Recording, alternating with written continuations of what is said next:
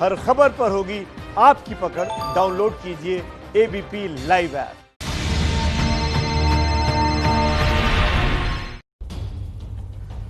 नमस्कार, मैं अनुराग मुस्कान घंटी बजाओ शो में आपका स्वागत करता हूं। आज आपको पाकिस्तान की टेरर फ्रीक्वेंसी वाली साजिश की जोरदार घंटी बजानी है। आज सुबह जम्मू के नगरोटा में सुरक्षा बलों ने पाकिस्तान के 4 आतंकियों को मुठभेड़ में ऊपर पहुंचा दिया। यह खबर सुबह से आपने कई जगह देखी होगी, सुनी होगी, पढ़ी होगी, लेकिन अब हम आपको अगले आधे घंटे में पाकिस्तान की बिना गोली बम चलाए भारत में आतंक का नेटवर्क फैलाने वाली साजिश का सच जो है वो भी सबूतों के साथ दिखाने जा रहे हैं। राष्ट्र रक्षा से जुड़ी इस बेहद जरूरी रिपोर्ट को देखिए। सहमत हैं तो घंटी बजाकर अपनी आवाज जरूर उठाइएगा।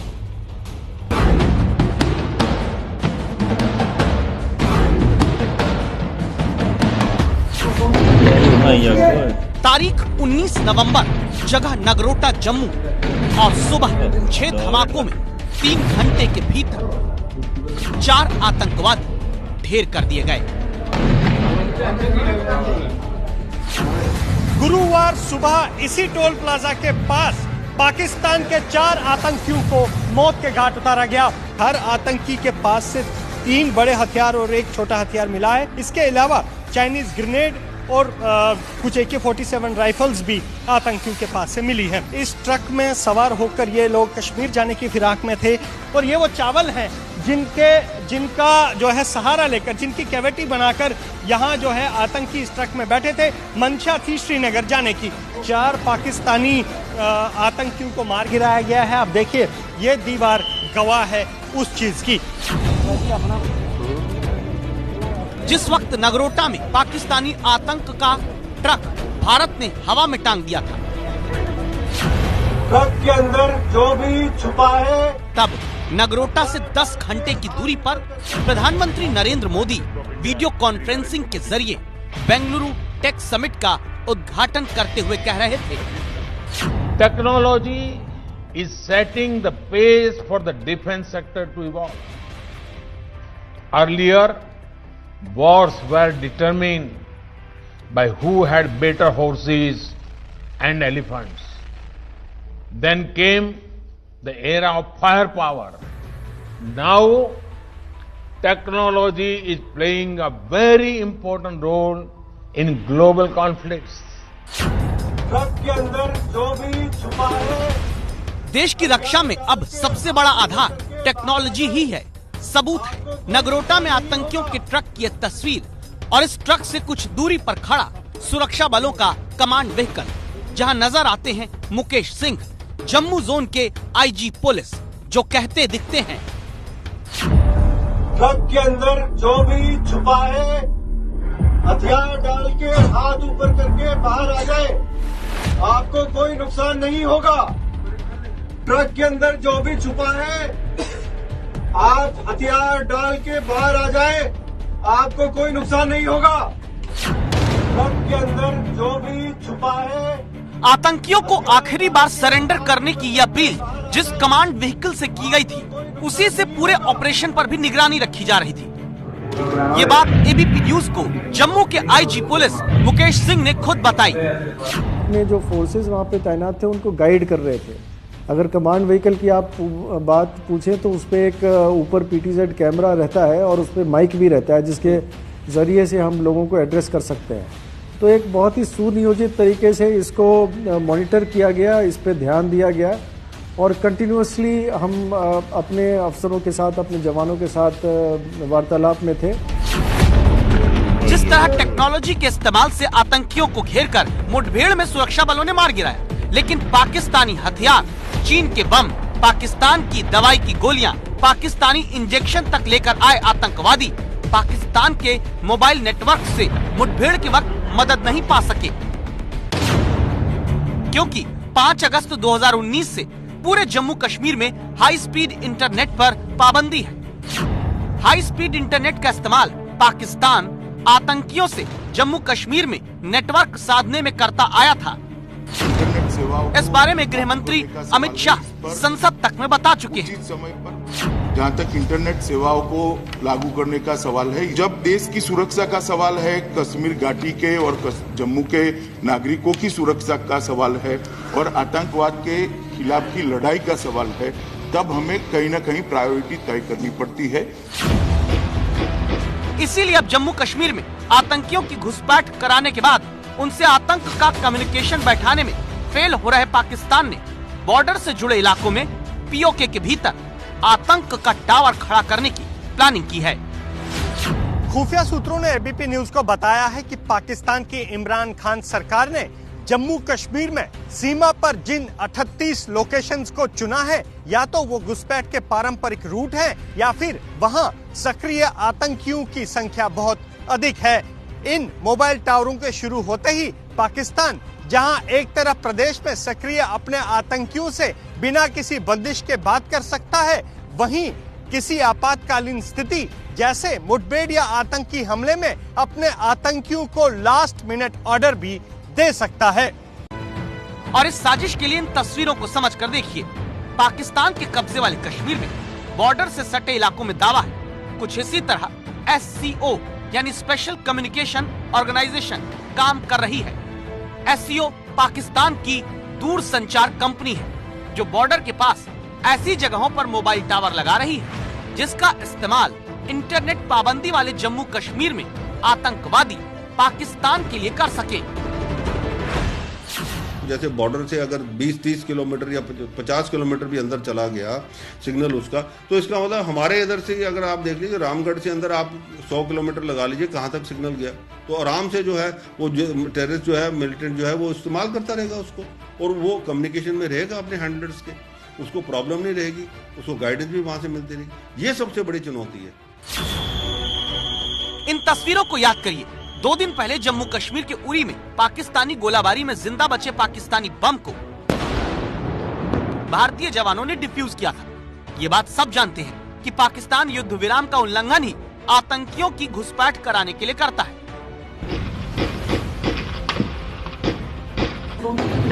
तो क्या उसी पाकिस्तानी गोलाबारी की आड़ में नगरोटा में ढेर हो चुके जैश के 4 आतंकी भी दाखिल हुए थे और फिर बॉर्डर के पास पाकिस्तानी मोबाइल टावर की नेटवर्क की मदद ली थी? घाटी में इंटरनेट पर जब पाबंदी लगाई गई थी उसके बाद पाकिस्तान की जो सरकार है बॉर्डर के पास उसने 38 टावर हाई फ्रीक्वेंसी वाले लगाए। ऐसे टावर आतंकियों के लिए तब कैसे काम करते हैं जब आप लोग एनकाउंटर करते हैं या उनको ट्रेस कर रहे होते हैं, उनको कैसे ये टावर मदद करते हैं?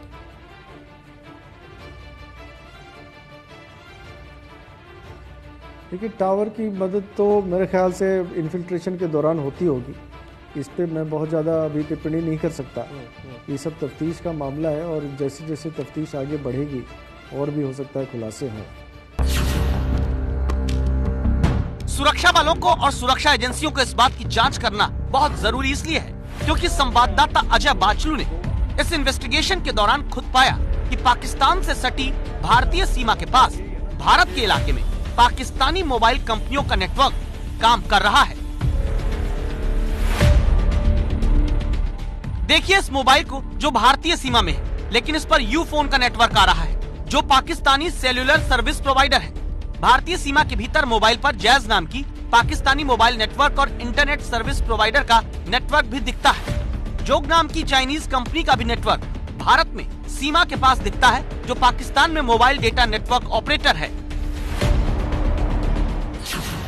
अंतर्राष्ट्रीय सीमा से सटे आरएसपुरा इलाके में जहां पर हमने अपना फोन मैनुअल सर्चिंग पर डाल रखा है, यहाँ पर अगर बात की जाए तो भारत की तरफ से सिर्फ सेल1, आइडिया और एयरटेल कंपनियों के सिग्नल ही यहाँ पहुँच पा रहे हैं, जबकि अगर पाकिस्तानी कंपनियों की बात करें तो यहाँ पर जैज, यूफोन, जोंग इस तरह की कंपनियों, टेलीनॉर इस तरह की कंपनियों के सिग्नल यहाँ पहुँच रहे हैं। मतलब कि भारत की सिर्फ 3 मोबाइल कंपनियां यहाँ सिग्नल दे रही हैं, जबकि पाकिस्तान की अगर बात करें तो 4 से 5 मोबाइल कंपनियां यहाँ पर सिग्नल अपना पेनिट्रेट कर रही हैं। इंडिया का कम ही आता है और पाकिस्तान के 3, 4, 5 टावर भी आ जाते हैं, अपने 2-3 ही आते हैं। अब सीमा के पास क्यों पाकिस्तानी मोबाइल कंपनियों के टावर चुन चुन कर लगाने की साजिश रची जा रही है, ये समझने के लिए आपको हम 2 साल पहले की तस्वीर दिखाते हैं। तारीख 1 अप्रैल 2018, जगह कंजुलर शोपियान। सुरक्षा बलों और एक घर के भीतर छिपे आतंकियों के बीच मुठभेड़ शुरू होती है और जिस वक्त पाकिस्तानी आतंकवादियों को घेरकर सुरक्षा बल उन्हें मौत की नींद सुलाने में जुटे थे, तभी भारत और पाकिस्तान के मोबाइल नंबर वाला पाकिस्तानी एडमिन वाला एक व्हाट्सएप ग्रुप सुबह 11 बजे से एक्टिव हो जाता है। इस ग्रुप का नाम है तहरीक ए आजादी, जिसमें सुबह 11:27 पर भारत के एक नंबर से एक मैसेज भेजा जाता है। लिखा है शोपियां के कंजुलर से लाइव। और फिर 11:32 पर जिस वक्त शोपियां में मुठभेड़ 1 अप्रैल को चल रही थी, 4 ऑडियो क्लिप इस ग्रुप में भेजी जाती हैं। आप हैरान रह जाएंगे, शोपियां में एनकाउंटर के दौरान कश्मीर के नंबर से भारत पाकिस्तानी नंबर्स वाले एक व्हाट्सएप ग्रुप में भेजी गई ऑडियो क्लिप की आवाज सुनकर।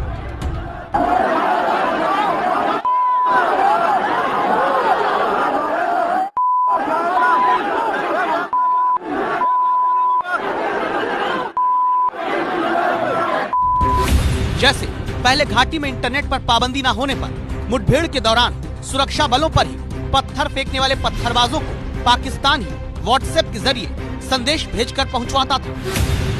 मुठभेड़ में सुरक्षा बलों की छिपी हुई पोजीशन का संदेश व्हाट्सएप ग्रुप के जरिए पाकिस्तान पाता था।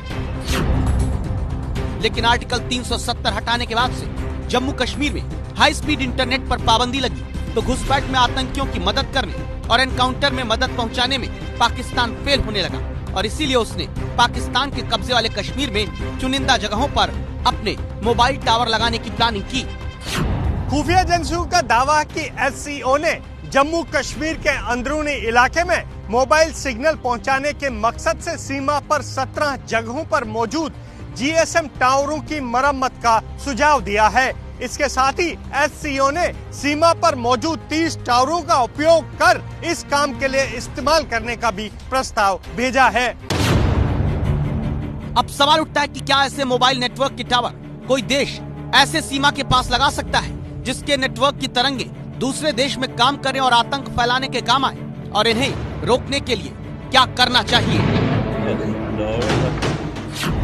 पर इंटरनेशनल लॉ जो है ना, आप कोई भी देश जो मोबाइल टावर है उसका सिग्नल जो है दूसरे देश के अंदर नहीं जाना चाहिए।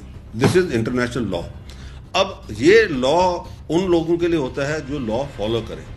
पाकिस्तान और चाइना दोनों ही, आपको पता है, ये लॉ कोई फॉलो नहीं करते, वो अपनी मनमानी करते हैं। और अब जो है पाकिस्तान ने ये देखा है कि भाई क्योंकि उनका प्रोपेगेंडा और मिलिटेंट्स के साथ कम्युनिकेशन, प्रॉब्लम उनको क्या आ रही है कि अब जो मिलिटेंट्स के साथ कम्युनिकेशन ये करते थे वो हमारी इंटरसेप्शन अब इतनी अच्छी हो गई है कि हम उनकी सारी इंटरसेप्शन करते हैं। अब वो चाह रहे हैं कि ये टावर्स लगाएं ताकि फ्रीक्वेंसी बढ़ जाए, इनकी रेंज बढ़ जाएगी, जो इनके मिलिटेंट जो टेररिस्ट अंदर घुसेगा वो वही सिम इस्तेमाल करता रहेगा जो इसके पास पाकिस्तान का सिम है। अब हिंदुस्तान को करना क्या चाहिए? एक तो या तो जैमिंग अपने डिवाइसेस लगाएं, टावर्स लगाएं, और लगाने पड़ेंगे क्योंकि अगर पाकिस्तान बाज नहीं आएगा तो आपको करना पड़ेगा ये। उसके अंदर इनके टावर चाहे वो जहां मर्जी हो, वो जैम हो, वो फिर ये मसला जो है फिर वो इंटरनेशनल बॉडीज के पास चला जाएगा कि भाई पाकिस्तान किस हिसाब से ये कर रहा है, ताकि पाकिस्तान एक्सपोज होगा।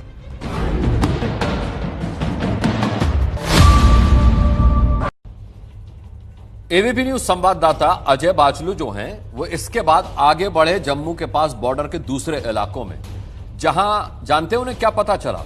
उन्हें पता चला पाकिस्तान ने सिर्फ मोबाइल टावर नहीं बल्कि एफएम रेडियो के टावर की फ्रीक्वेंसी बढ़ाकर भी अशांति का नेटवर्क जम्मू कश्मीर में फैलाने की साजिश रची है।